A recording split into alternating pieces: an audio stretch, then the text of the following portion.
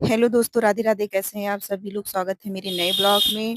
और आज मेरे हस्बैंड कहीं बाहर गए हुए हैं, वहां से फोन आया कि अभी जल्दी जल्दी रेडी हो जाओ आप और बच्चे, और हमें अभी कहीं निकलना है। तो मैंने पूछा भी, बट उन्होंने कुछ बताया नहीं, बोले सरप्राइज है। मैंने कहा ओके। मैं और मेरे बच्चे सब रेडी हो गए थे और डेडू का वेट कर रहे थे। और सरप्राइज क्या था ये तो मेरे तीनों के दिमाग में चल रहा था कि आखिर क्या होगा। इनके डेडू आ गए थे और बच्चे डेडू से पूछ रहे थे। हम लोग कहाँ चल रहे हैं? सरप्राइज है। बताइए। आप भी नहीं सरप्राइज बताइए। चलो चलते हैं, तब तब पता चलेगा ना क्या सरप्राइज है। जब आज देखोगे चल के तब पता चलेगा। बच्चों के लिए कुछ सरप्राइज है जो बच्चों के डैडू ने किया है, और देखते हैं क्या सरप्राइज है। तो अब हम लोग रेडी हो गए हैं तो निकल रहे हैं। Bye bye. Bye bye.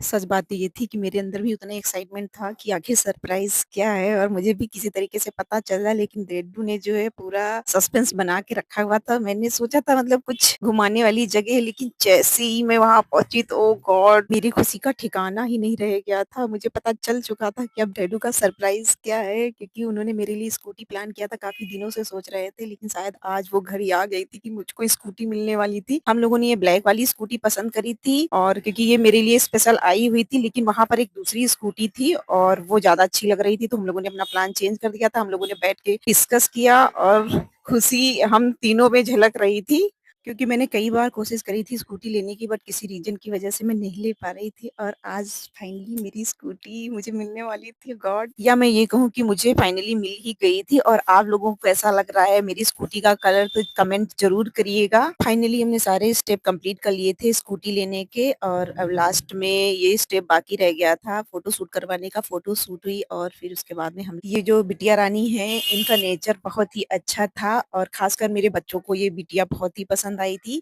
तो मेरे बच्चों ने बोला कि मम्मा दीदी के साथ एक दो फोटो और वीडियो शूट कर लेते हैं। मैंने कहा ठीक है। तो ये भाभी हैं यहाँ की, मतलब ऑनर थी ये, और इनका भी नेचर इतना अच्छा था कि लग ही नहीं रहा था कि हम लोग फर्स्ट टाइम मिल रहे हैं।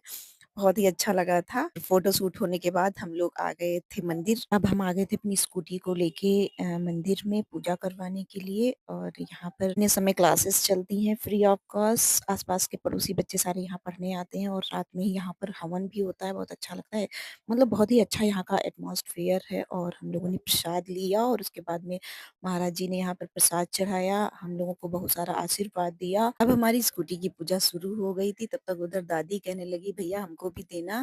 तो ये बोले तसल्ली रखिए दादी, हम जब भी जाएंगे आपको दक्षिणा और प्रसाद देके जाएंगे। और मैं आपको एक बात बता दूं, इससे भी पहले जब मैंने ओला स्कूटी जब ली थी, तो मैं इसी मंदिर में आई थी पूजा करवाने के लिए, और समय भी यही हो रखा था, और मंथ भी मार्च ही था, और दिन भी सेम ही था। तो ये बहुत अच्छा सा इत्तेफाक था।